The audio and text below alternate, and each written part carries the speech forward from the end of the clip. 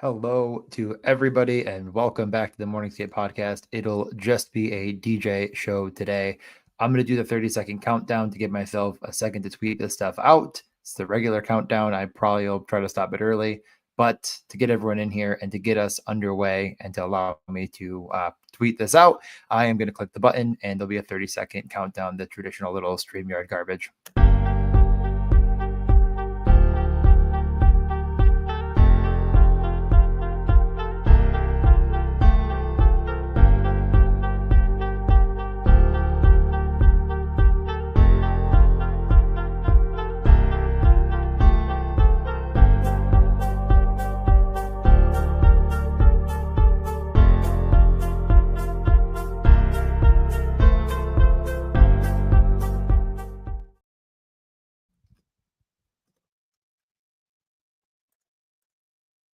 All right, since we are Matt Moody-less tonight, I guess this gives me full capability to go on my Buffalo Sabres rant. I see a couple people joining. I don't have anyone to converse with, so let me know if there's anything that sounds weird or anything that's off. Yep, Sabres are terrible still. I feel like we didn't have time to really discuss on the last show, a lot to get to, and never really went there, but horrific stuff. I know people like to hear me rant and rave sometimes. Some others probably would love me to shut up and get right to the good stuff. I will just say that, had a lot. It's been a tough time to be a Sabres fan, of course, and it really feels like this is a new low, a new bottom. Losing to the Rangers right now, 1-0. So we'll keep an eye on that. Not a lot to add. I mean, I just keep going to games and getting just punished in the worst kind of ways. Just feels like a team that has such a bad. And listening to Kevin Adams continue to use the losing mentality and the loser stuff to just further the feeling of like this existential dread that's never going to end is just not the way of doing it. I mean, this used to be an organization that played in the same city, a much worse area down by the arena, and kind of use it to their advantage. Kind of felt like a team that was, no one wants to play in Buffalo because we're going to beat the shit out of you and we're going to make sure you leave a much more bruised and battered than you came in. And now it's a team that just is plays patty cake, doesn't hate to lose, and is just willing to get pushed to the side even when the odds are in their favor. We'll see how that game goes, though. We'll get to the slate. There's 14 games. I guess before I get into the 14 games at all, I mean, DraftKings, this is the most disheartening and really the reason Matt's not even going to join today. Slate I've ever seen to just nuke the contest in half for 14 games, not even give us all 14. That was like, Matt called me earlier and was like, I don't know, it's a 10-game slate. He's traveling also. I mean, that's probably even more the reason, traveling tomorrow early. So he has a lot to do tonight.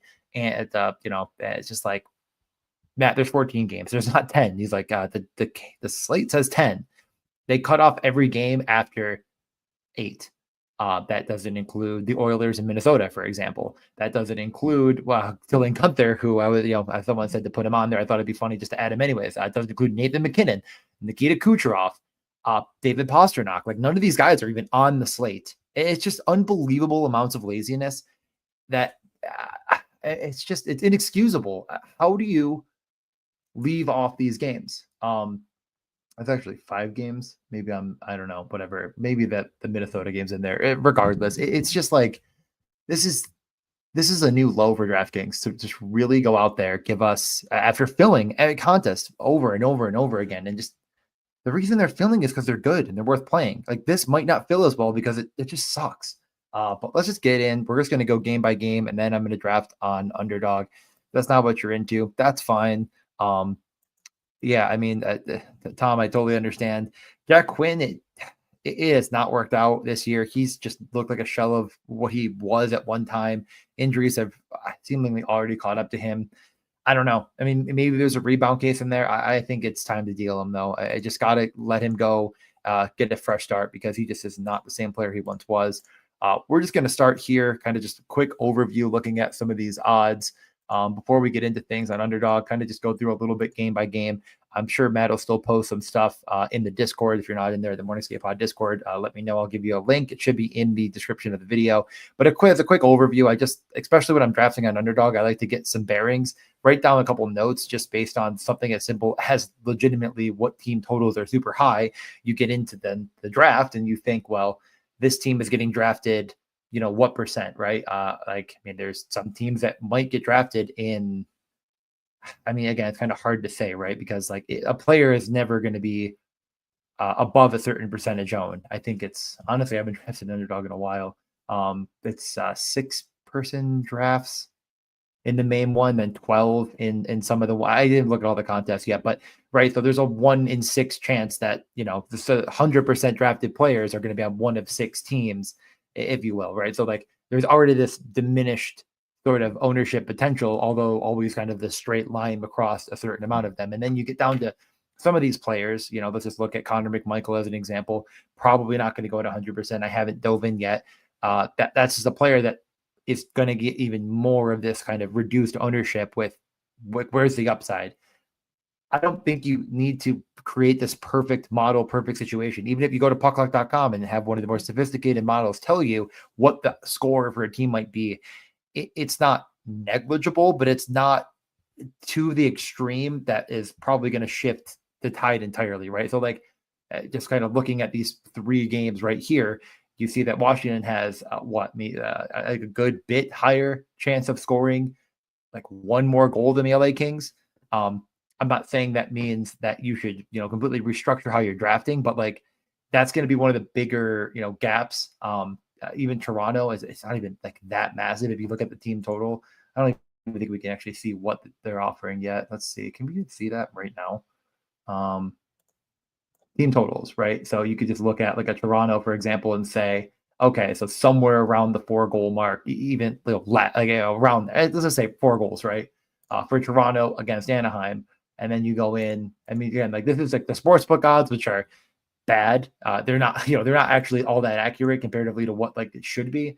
But like the LA Kings, on the other hand, are a bit closer to that, a little bit less than 3, and that 1 goal in one of the bigger outlier matchups versus one of the bigger outlier matchups is something when you're drafting. But of course, it depends on ownership at the next level, right? So there's like multiple levels, and really where most of the edge lies in underdog is getting some of these unique stacks, these correlations that aren't being used regardless, with the addition of using that ownership advantage. It was been talked about a lot. If I'm not sure if everyone again, I'm sure you listen to your own stuff on the side for different things. I don't really partake in too much of the football stuff, but of course, there's a lot of money to be made, so I'll listen to things. Some of the endgame syndicate stuff, Dirty Tenor, talking about kind of the equilibrium of like where a player should be, in cash games or whatever. Like you kind of look at some of these thought processes, and it's like, what should the draft, and you don't even need an exact number, right? Like you don't have to have any of that, because if you just say that a player is getting drafted more than likely in, I don't know, 5% of lobbies for a player, that means that he's on, and you just run very simple numbers, realize he's on an unbelievably few amount of teams. If you have something leading you to that player, and that doesn't have to be this grand, unbelievable, situation where that it doesn't have to be all that much. Like tomorrow we have a great matchup for the St. Louis Blues. What is Pablo Buchnevich ownership going to be? A guy that I've talked about that's really shown up as a guy that should start to produce at a higher level, did end up getting there in a sense at his price on DraftKings. Well, he's just not going to see almost any ownership, maybe some just because of the matchup, but that's going to be much, much, much lower than what he will be on DraftKings.com. Where I'm just not going to really talk about. But again, just a little bit of overview into sort of the mindset and why I'm kind of looking at these odds. Again, nothing is major standout, but I like to write down the 6.5s. That doesn't mean I'm going to game stack, but it kind of could lead me in that direction a little bit more. I do like this first game, Washington, the Blue Jackets. I like the Washington side a decent bit, a team that I'm definitely going to be targeting. Don't know exactly how the lineup's going to shake out. Sounds like Tom Wilson will be in with a bubble. Ovi's getting closer to coming back, but I can't imagine they're going to make many changes. Another thing that I'm always pulling up that I didn't have up yet is Hockey Viz. I'll get that up here to kind of show. So again, this is how I would normally start my process. I try to do it the night before, even if it's on my phone, if I write it down because I might be at work, try to get a couple of teams off while I'm there, try to get some off at the gym. So sometimes I'll just pull up my notes tab, write down some of this stuff. Hockey Viz is also, phone accessible. Washington hasn't played since... Has it really been this long? When did Tom Wilson's face get destroyed? It has to be here. I am legitimately blind. Okay, yeah, let's scroll all the way down to the preseason. It's been since the 7th. Well, regardless, haven't played in a while. Can't imagine there being many changes. So McMichael, Dubois, Radish is what they ran. Top power play. If you don't know how to read this at all, it's definitely well diagrammed. But the two power play units, they'll always put the first one as the one that got more run.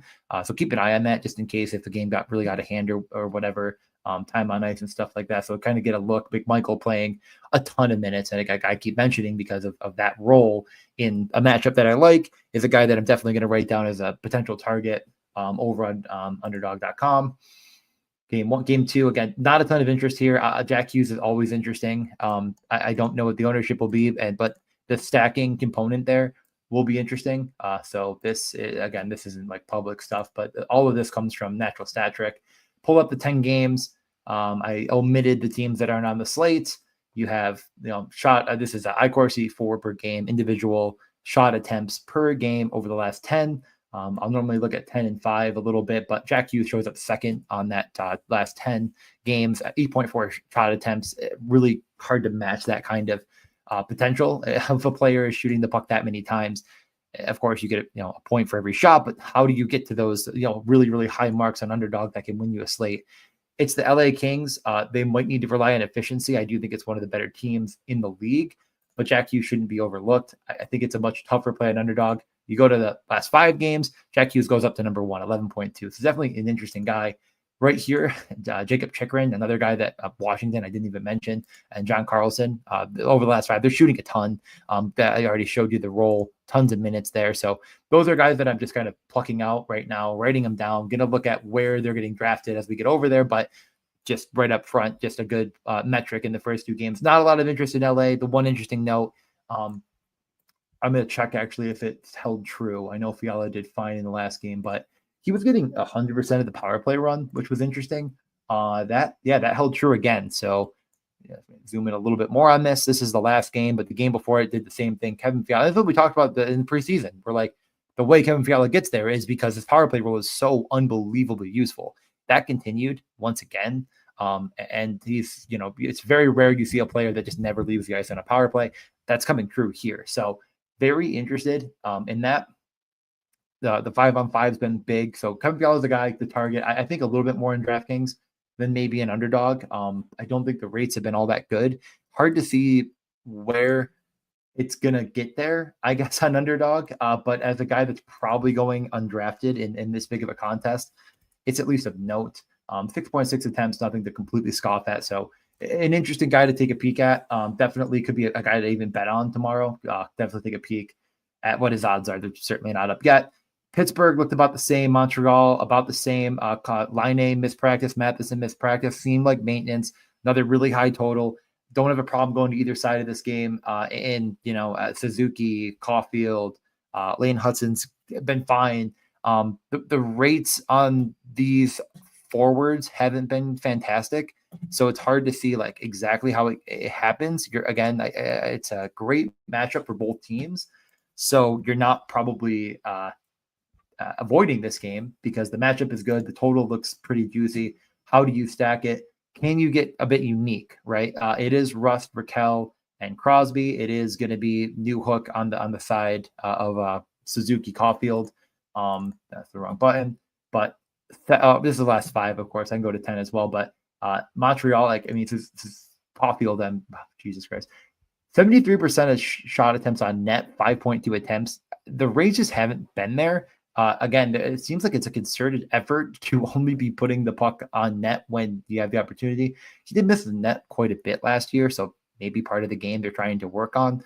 Line A as well. The rates have come up since he's only played 4 games, so a couple decent ones in there. But Pittsburgh, it's just really hard to find anyone that feels unbelievable. Rust has started to look the part again after injuries have kind of derailed the start of the season. I could see the scenario. I did watch a good chunk of that game. Letang looked great. He had a ton of attempts, only ended up getting 3 on net. That was good enough to cash the bet that we put in, but didn't end up going too crazy. Bunting, Crosby, it's a kind of a bit of a spread on who was producing the dangerous chances. And if you look at the power plays, It's just hard to say like, okay, so it's Crosby, Rust, Burkell. I do like Rust as a piece here. He's on the second unit. That second unit saw equal time. I think you could probably say like Letang and Carlson are actual pieces worth going after. Everyone else feels a little bit thin. Nothing crazy, but again, on underdog, it's not that difficult to course through. Most of these pieces, I'm guessing, are going to be pretty low on the drafting pedestal. Toronto, don't think we need to even cover obvious pieces there. Anaheim on a back-to-back. It's just, wheels up. Matthews probably the 101, 102, 103.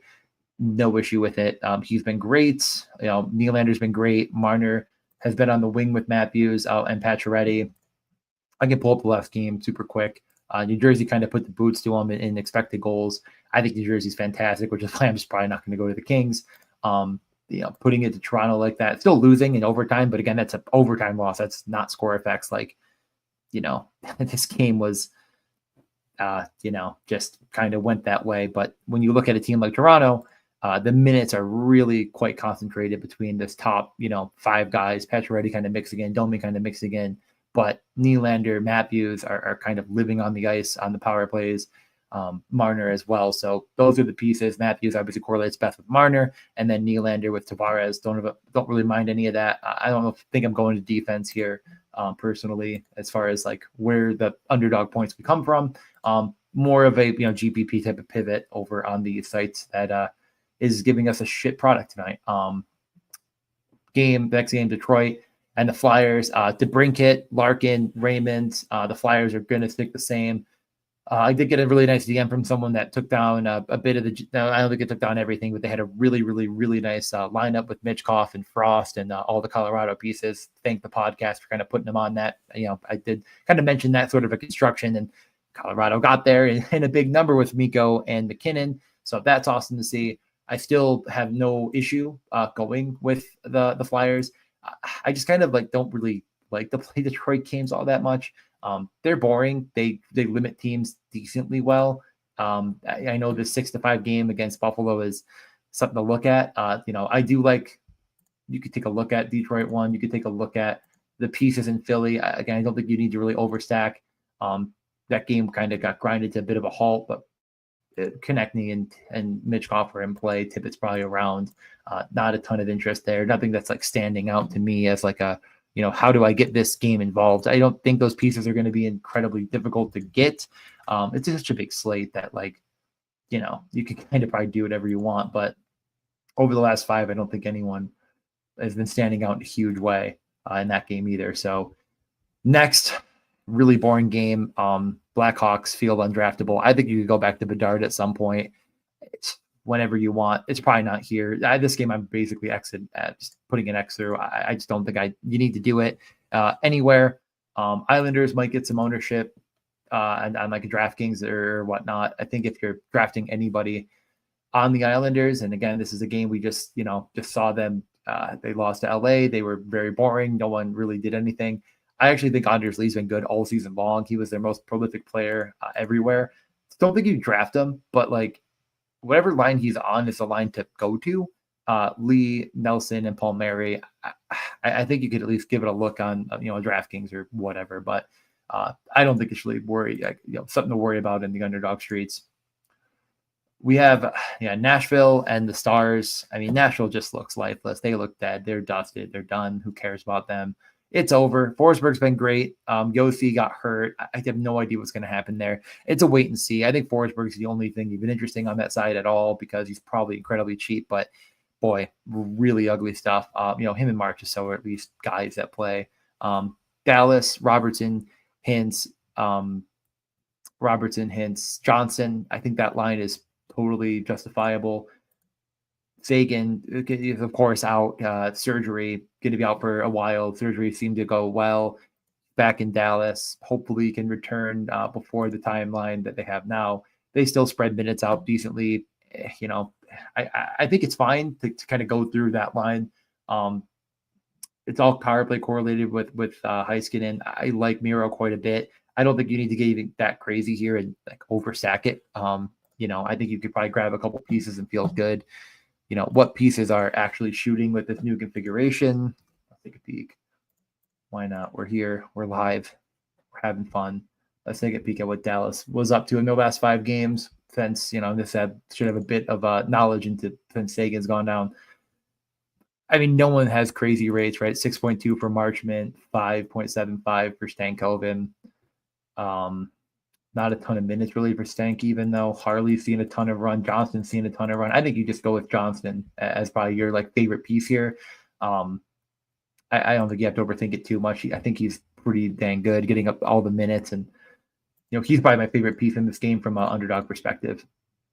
I already talked a little bit about St. Louis. They kind of yanked us around a little bit last game. We got this notion that it was going to be Kyrou, Busnevich, and Thomas, and they practice. It's not that. Neighbors actually on the top line, and then they drop the puck, and lo and behold, right before it, they go back to Kyrou, Busnevich, and Robert Thomas. I do think that stack will be, looked at in DFS a good little bit. All power play correlated. I do think this is the situation in underdog where you can overstack and find some success. It's a pretty bad team out in San Jose, pretty freaking bad defensively. Holloway will continue to be a guy to look at in DFS. He actually got the 2 points that he eluded when I bet against him. So good to see, I guess, for him. I think the second line is a bit more of the shutdown. They tried, I'm guessing. Doesn't really matter that much for the purposes of playing the Sharks. Nothing really much there, but that top line is really, really interesting, especially for stacking. Vegas seems to be back to playing pretty good defense. Eichel, Connor, those are the guys here. Scheifele you mix in. I don't think you need to really overthink anything else in this one. Not a ton of interest. Both teams kind of boring. This pace is not going to be great. You're just kind of looking at those efficient guys that can get there on their own. I don't think this is one you're overstacking in. Not probably too DFS relevant. I want to get to drafting here. We're already at the 22-minute mark, so I'll kind of continue to whip through. Oilers. Hyman's been fantastic since returning. Him and McDavid, unsurprisingly, have been great. Kaprizov, Boldy, Rossi. That game got a little messy. Let's see what they finished with, honestly. That might be an interesting note. We definitely didn't get a practice today. It should be right here. Let's look at the lines, and let's see if anything really stood out. Nothing really stood out. It's just Kaprizov played 26 minutes, so that'll happen. Like we talked about on the podcast. They have guys named Benjamin Jones, who is a made-up player. They have just a bunch of guys that should not be playing. So Kaprizov and Rossi and Boldy are going to play all the minutes they could possibly handle. We see Johansson mixing in quite a bit over Boldy. Again, I'm not going to draw too much of a conclusion from that. Just unnecessary to probably think that this is going to continue to happen every single time. But these are the NHL players that exist. They're going to play, right? These 4 got so much run. Foligno got a ton of run. Definitely a guy you can consider in GPPs with minimum salary last slate. But, this is still a stack against Edmonton. I am interested in Spurgeon seeing quite a bit of time in top power play. Probably not all that relevant, but worth noting. The Oilers, Draisaitl, they throw him in. Bouchard, throw him in. I don't think we have to overthink it. Colorado, same thing. It's what are we going to talk about here? McKinnon, Rantanen, Lehkonen, Makar. It's a huge slate. You can overstack them finally and probably find a way to get some of it together. If you draft enough teams, that's great. Utah, not all that interesting. I don't know what, you might find that could probably lead you back in the direction. They are a fine team. They're efficient. The power play is good. And it looked really good in the last game. It's just, a piece here or there, Schmaltz, Keller, Cooley, Gunther, draft a couple, sprinkle maybe a minute if you draft enough teams. Not all that necessary. Colorado is definitely looking the part again. No interest in the Flames. They're a bit of a mess all around. They kind of just don't have anything outside of Kadri and the defenseman. No problem going to Uyghur. I don't think Rasmus Anderson is all that interesting. Uyghur can block, 7, put on 4 shots. And if he gets a point, can definitely get there an underdog. And then the other circumstance, he's almost 7K or whatever on DraftKings. I think he's draftable. And then other than that, it's just, Kucherov, Point, Gensel, and Hagel, barring anything that changes in their lineup and then have been for Tampa. I love all of them. I like the Tampa stack quite a bit. Probably one of my more favorite stacks, especially on underdog, where it's going to be really easy to do. That seems good to me. Then we have the Roberto Luongo Bowl. Florida's, I don't know. Florida kind of pisses me off, honestly. They're good. They shoot an unbelievable amount. This might be a spot where you look at whoever's in net for Vancouver. Lankinen is probably going to be the guy to get the call. I actually think he was 101 when I briefly looked, which seems insane. So maybe wait on that till tomorrow. But yeah, like they're going to shoot a ton of pucks. They're going to miss the net an unbelievable amount of times because they just do that for whatever reason. Forsling had 9 shots on goal. Every single one of his shot attempts went on net. What a world we live in when that happens. Ekblad, on the other hand, Chalky McChalkster, had like 9 shot attempts and 1 on goal. Hilarious stuff there. It just is what it is. They're draftable for sure. Reinhart, Verhaeghe, Barkov, they get the win. They're boring. They're really tough to play against. I'm not that interested in Vancouver outside of Quinn Hughes. And then finally, Pasternak or nothing in the last game. This game absolutely reeks out loud. Not a ton of interest. Let's draft a couple teams and have a little bit of fun over at Underdog. There's 3 contests. The Bottle Rocket, $10. 10 I thought it was 12, whatever. I'm not going to get into those right now. I'm going to draft a couple teams here. Oh my God, Underdog, why do you do this? All right. Stupid nonsense always. Let's take a peek if I just do it. Oh, and Power scored. All right. Oh my God. Okay. No, I don't want to do the Battle Royale. I'm not a dweeb. Okay. Starting shortly. Load it up. Drafting from the 2-hole. Probably rip 2 or 3 of these and get you on with your night. Good overview. Got a few people in here, so maybe some friends and family that are in the chat. Okay, don't need the news. It's just like you scroll too far. All of a sudden you're looking at news. Yeah. So what the hell is even this? A little bit interesting. Yeah, definitely nothing that's insane, I guess. But I mean, there's Kucherov at 7 seems a little bit nuts. Pretty. I don't know. I mean, again, like I think at the top of the board, like I'm not ever sitting here like, oh man, like I need 100% of this guy. I can tell you for certain I won't be drafting any Lankinen up top, but I kind of think this is you're pretty clear 1 and 2. I don't think Kaprizov is far off, and neither is McDavid really, but I'm probably going to be McKinnon and Matthews over everybody else. And the numbers just sort of speak for themselves. And even Matthews is a 5 blocker in there. Let's take a peek at Matthews quickly. We'll be waiting a second. Lankinen goes 3. Congratulations. Smart draft. Let's take a peek at Toronto in the last 5. We're up in 6. So Matthews, attempts not massive, about 7 per game, but they've been leading a bit. 4 goals, 2 assists, 21 shots on net, 11 blocks. I mean, one game kind of stands out, but that's pretty. There's some obviously massive ceiling, and the floor isn't too bad either. This is going about as expected. I think we have whoever's within the 3 holes probably taking top ADP no matter what Forsberg goes, so that might nuke me on Marner. Yep, that's sad but true. I don't really have a problem going Nylander either. I know the correlation feels a little bit clunky, but I'm not that worried about it. Like they could connect twice on the power play, and they could put up 5 on Anaheim, and if they connect for a couple points, that's great. But they could also be the ones scoring the goals. Certainly, they're the guys that they want shooting on the power play. So I never mind that correlation. This Yossi situation, I don't think I need to do it here. Is the kind of the saving grace, but not what you want to see. Honestly, I think I'm just going to go Pasternak. I just Seattle is fine, but like Matthews, Nylander, Pasternak just feels like a cheat code.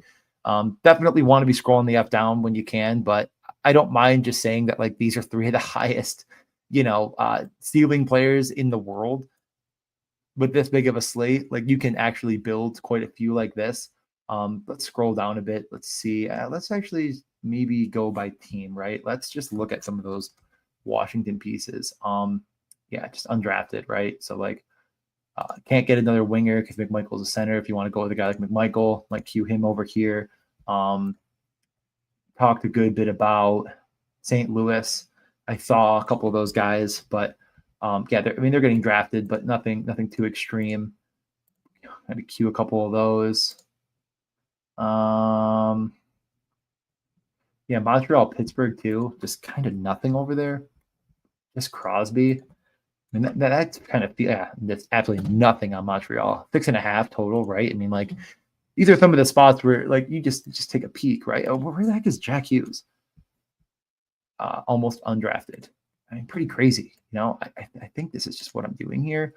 You scroll the F down, you grab Jack Hughes. Like, I don't know. I don't think I can take. Oh, wait.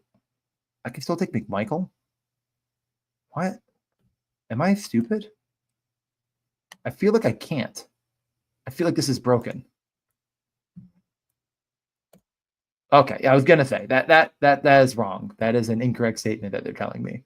So God, I don't really have a huge inkling here. I might just. I don't think he's starting. I think I'm just gonna take Sorokin, and I don't know if he's starting either. But I really don't think Hellebuck's gonna start. It kind of made it seem he just didn't practice at all. I guess we don't know. All right, this is stupid. We don't need them. We just need a defenseman now. Yeah, I'm gonna queue over Chikrin. I'm gonna queue over Uyghur. And yeah, I mean, Sider, I know he's been doing a little bit, but really that goal and assist game are why he's kind of risen to where he's risen to.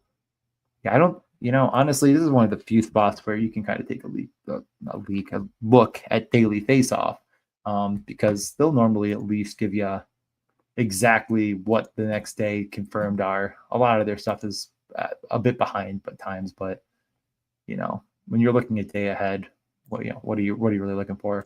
So,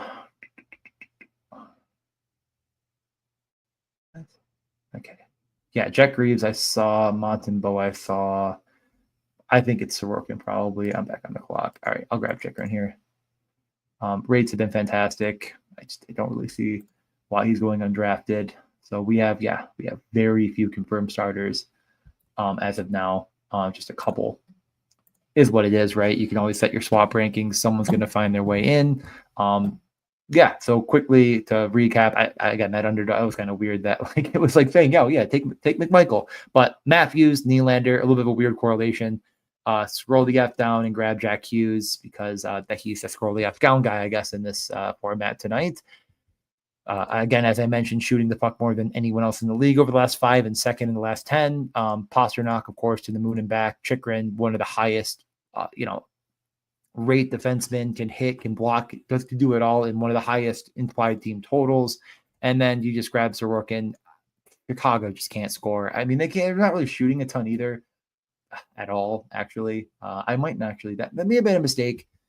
I don't know. I mean, again, like you can serve, but the thing is they give up a good bit of shots. So like you could just hope that like if they can get the lead, they can get up to 25-ish and you coast to a hopefully 1 against, 2 against or less situation where you get, your 8 or 9 or 10 and he just doesn't kill you. But I don't think there's a ton of upside in Sorokin tomorrow. So yeah, I'm not probably going to go too crazy.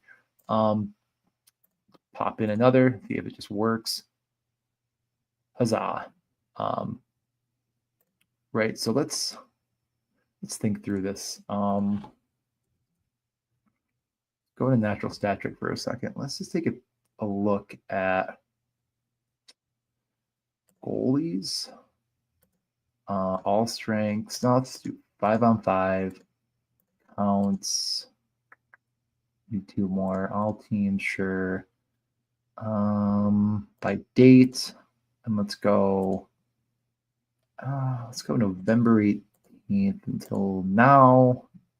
Minutes, we'll do, I don't know, 100. Let's do 200. And they should be getting 60 per game on most of them. So, okay. So let's see which goalies are seeing the most shots against. Sorokin's not on the slate. So Saros, unsurprising. Where's Lincoln's? Again, this is just kind of give us a look at a couple teams to take a peek at. Ottinger, a little bit surprising, I guess. Whatever, not a big deal, but like something to look at. Islander. I mean, this is why my brain goes to Sorokin because I'm like, oh, they give up a lot of shots, and then I'm like, what team sucks though? Like a lot. Chicago. Whatever.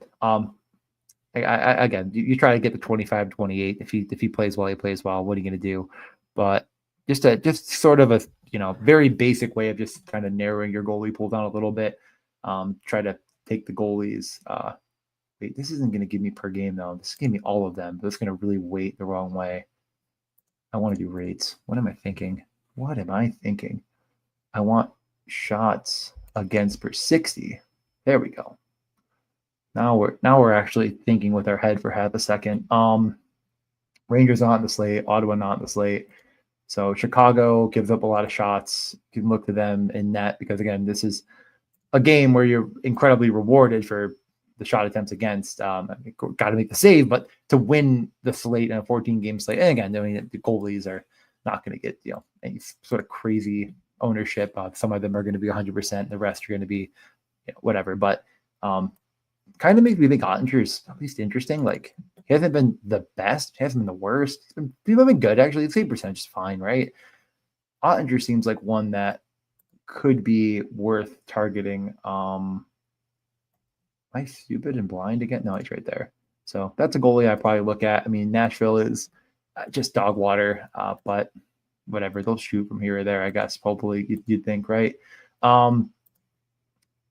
So that's one that I might just kind of continuously sort of jam in. I mean, this is what I do. I try to go for first, right? I mean, you're end of the day, you could sit there and say, oh, I'm just going to draft, whatever goalie is the most likely to win as much as possible, right? Just get a bunch of Joseph Wallet, and it's like, okay, well, he's 23 shots. He gives up 2 goals. Like, he's not winning the slate. He's going to be one of the lower potentials to win the slate. So I don't know. I mean, again, like, doesn't work every time, but when it does, Sabres lose.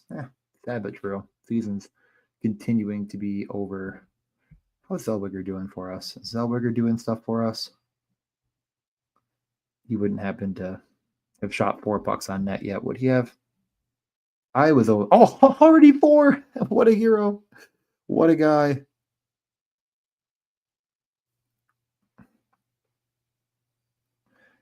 Oh, man. You love it. You hate it. You live for it. Sabres losing. Okay. Draft's about to start. We get the 6 hole. I'll be honest. I kind of love having a 6. I like the 1. I like the 6. I like having the turn. Especially in a huge slate like this, where like the 6 guy is McDavid or like Kucherov. It's just, to me, I just like having the chance every time to say, like, oh, I could, right in a row. I get to really start to build out these stacks, and I think that's how you win these contests. You can throw as many drafts out there as you want. There's certainly more one-offable pieces and whatnot, but like, I like this. God, Langen again. I mean, what are we talking about here? I'm gonna get him out of my queue. I mean, this is a toss. I mean, these 3 are just such a toss-up for me. It's so hard to say. I like all 3 of these pieces quite a bit. It is tough not to just go Kale Rantanen, though, right? I mean, they're right there for you at the turn. It is. And it can work, and I know it can work, but I'm just going to do the obvious here. I'll take Kaprizov, Kucherov. I'm not going to overthink it. I'll let Makar and Rantanen go to a friend of the show, Brick here. All you, man. Bick, I mean, I always do that because I think of Brick 75, but no, Bick, you got it. All you, man. So I'll let you take it. I'll take Kaprizov, Kucherov. It's just like, how much fun is that? I mean, how much fun are we having just drafting 2 of the best players in the world? I know the spots seem a little weird. They're really not that bad. I mean, you're talking about 2 of the guys that are going to probably see the most time on ice. It's just easy stuff. Queue over these 2. If it'll allow me to, it will. I will queue over Tampa. I really think with a guy like Kucherov in the situation he's in, Hagel's totally fine as well. You can only get 1 winger, though, so got to be a little bit mindful of that. Gensel's been fantastic. Hagel's been fantastic. Point's been he's point. I'm not entirely concerned here. I'm probably just going to end up here with Boldy and Point. Boldy is a guy that shoots lights out of the puck. We'll see. It's actually interesting, like how close Tampa is to the top. There goes Gensel. Okay. Let's see what we get. Rossi's upside is through points, which is, fine, I guess, but not, as I don't think as advantageous. I would take Bolby every time. I know, like, last game be last game, but we are fine with this. We take Matt and we take point. So we get the point, Kucherov, Kaprizov, Boldy situation. Lovely. Exactly what we were hoping for. I can one-off defense if I want now. There's Berensky, Hughes, Mackenzie Weegar. I mean, all these guys are just wonderful, wonderful friends of the show. Friend, exactly how you're trying to draft on these slates. So yeah, you just sit here, you sit back, you relax, and you win GPPs. I never. Let's actually, while we're on the fly, if anyone knows, you can definitely leave it in the chat. But I don't know what it ended up really looking like for Yossi. I mean, he didn't play much. You know what? Let's take stupid. We can get out of this now. We're not worried about that. They don't have any bets up. 6 picks away. Do we have any news? Yep.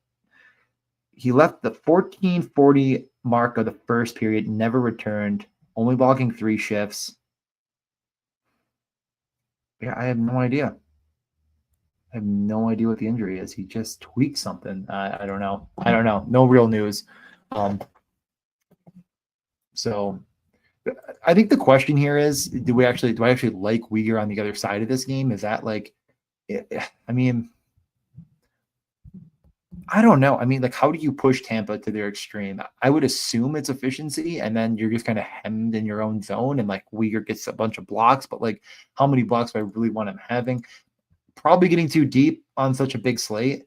Like, there's a bazillion defensemen that are so freaking good at hockey, and you can scroll all the way the F down to, the guy I'm going to take here and Erik Karlsson, and just not even care. But I think I'm going to do that instead, just to get unique. Just take Erik Karlsson. He's going to be going basically undrafted, and my team is probably actually somewhat chalky. Nothing too crazy, but I do think this is going to be 2 pretty popular stacks to fit together. So I'll scroll all the way up down to Erik Karlsson, grab a guy off the board a bit more than taking like the next defenseman in line. Even though it might make some sense in theory, just probably like actually, again, like, what is the act, like talk about equilibrium, right? Like, what, like in DFS, when the way they phrase it more is like, what actually should this like connection be versus what it will be, right? How many drafts will Mackenzie Weegar get taken in versus Erik Karlsson, and what should it be? And it's like, I mean, we're talking about a game with a much higher potential for Pittsburgh to outscore the Calgary Flames. We're talking about Erik Karlsson, who has actually been very, very, very useful, and not seeing the results. What team can fix that is Montreal. I again, this is just a player that just comes to mind to me pretty instantly as like just the obvious, like, what do you win when you're right? If you're right on these stacks, you might be playing against quite a few guys that are all going to have the same kind of core of defensemen.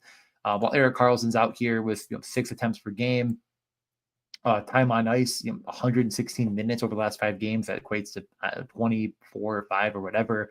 Only getting 7 pucks on net comparatively to Letang, who he's right in line with in reality and shooting. I do think Letang is also interesting. He actually, like, if you know what, let's act. You know what? Why tell you what I saw when I could show you what I saw with the power of math and science? Holy crap! With Letang, so I think Karlsson is just I really think both of them are fine, but like, this was truly pretty wild to me when I was watching the game. I was like, is this something they're trying to do? But it happened more than once. So if I go to my favorite little hockey viz and I go to special teams, Letang had a shot from here and here. Pull this up a little bigger. They were moving him down low on the power play. Like, they were actually looking for him here. It was interesting to watch, like the way they were cycling and then moving Letang towards the front and the bottom. It actually seems like they want him shooting from here. So I did find that to be a note that is worth looking at. And I'm sure let's just pull him up really quickly just to, yep, undrafted completely probably. So totally worth a look if that's something you're into, is looking at winning players. Let's do one more. But yeah, again, Pittsburgh, Montreal, a couple teams that are a bit more down the board. Scroll the app down. I don't think you need to overstack all that much. Love the defenseman, as I already mentioned. And for that, and I like the defenseman in Washington a lot. Another scroll the F down type of thing. McMichael plus Chikrin or John Carlson. Again, John Carlson also awesome. I went Chikrin this time. I'll probably get a bit of those four defensemen are going to be pretty heavily involved. Just for my scroll the F down. I don't think there's any outside of Makar that's like, well, duh, right? And a bunch of stackable pieces. So like, I don't know. Do I need to go Spurgeon? Do I need to go Hedman? Right, that build's going to have a lot of Hedman. It's going to have a lot of Uyghur. It's going to have a lot of whatever other defenseman falls on the board. It's not going to have as many Pittsburgh guys. And again, we're looking at 4 defensemen all shooting above 6 attempts per game, all on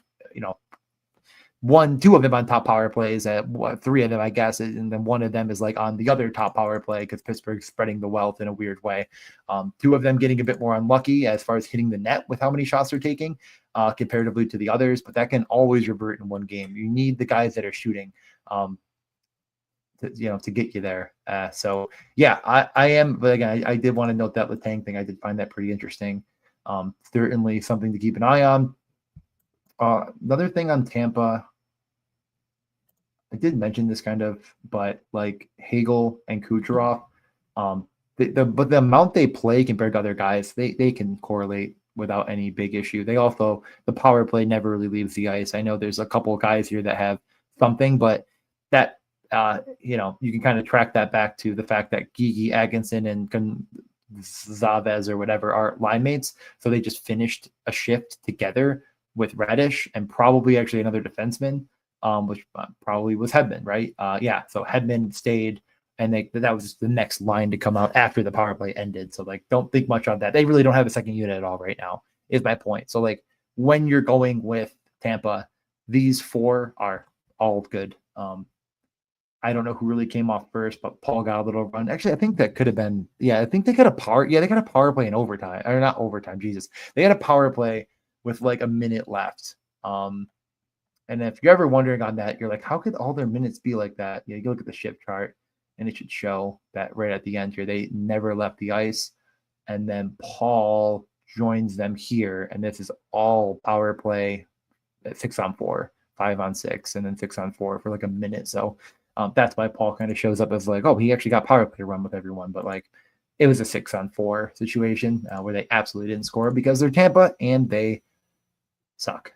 Not really. I just needed Kucherov to get one more shot.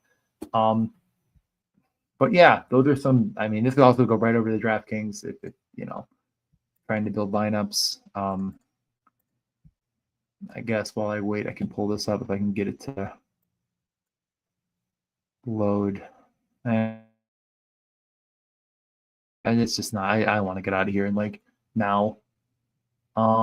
Yeah, this is gonna. I don't know. It's going to take too long. I might just call it here. We're at the 50-minute mark of me talking by myself.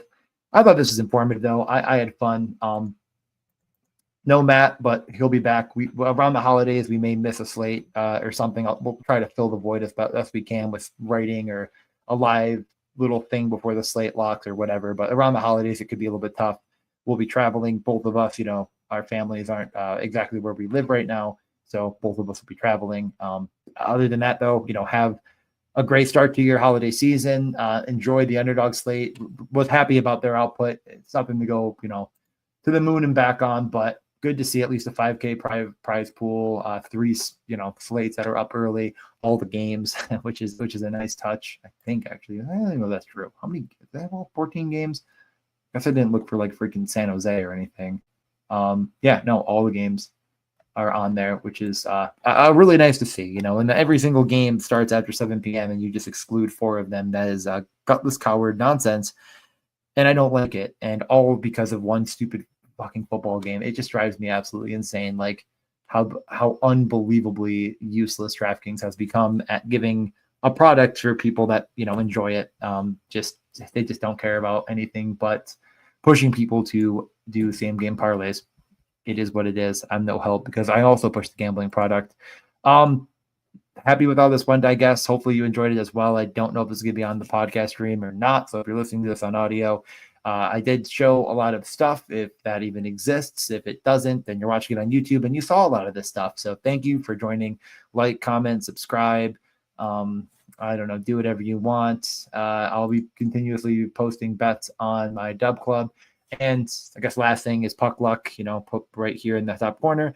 Jay is going to be a little bit more full-time now, so a lot to come with all of that as well. Really, really excited about everything going on. It's been a lot of fun to be a part of for a couple of years already, but going to continue to do more and more there. If you want more analytic-based betting, money lines, over, unders, etc., you can go there. So with all that being said, have a great Thursday slate, everybody, and we will talk to you next week.